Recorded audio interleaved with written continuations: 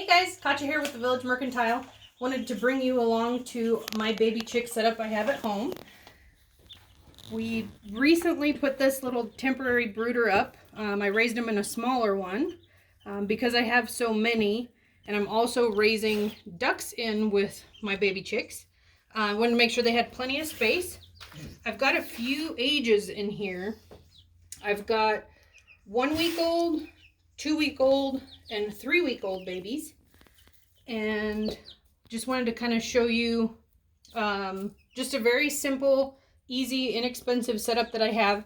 This is set up in my tack room, so it's not necessarily insulated, so I do have to have 2 heat lamps on my particular setup. As you can see, I've got the water as far away from the heat lamps as possible.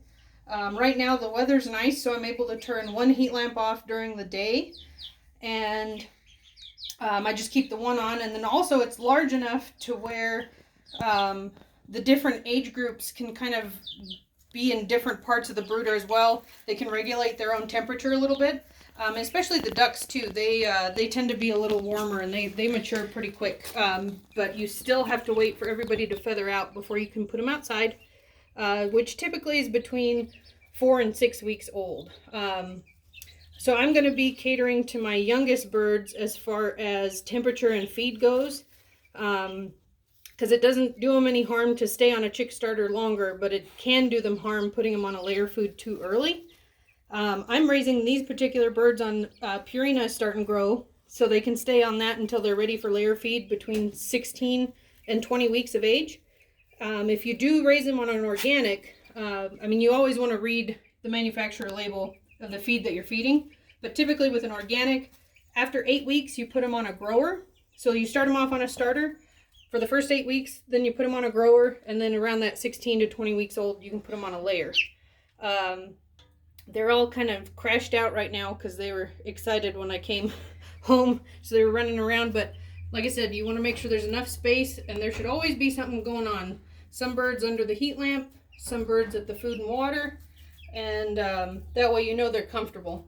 If they're all huddled underneath the heat lamp, they're too cold, and it's really important to monitor that if you've got them outside, and also to be aware that because this space isn't insulated, watching the weather even throughout the day, because we can still have some cold days. But again, I've got the second heat lamp for that. But yeah, just like I said, wanted to kind of tag you guys along the process, and we'll probably be moving them out.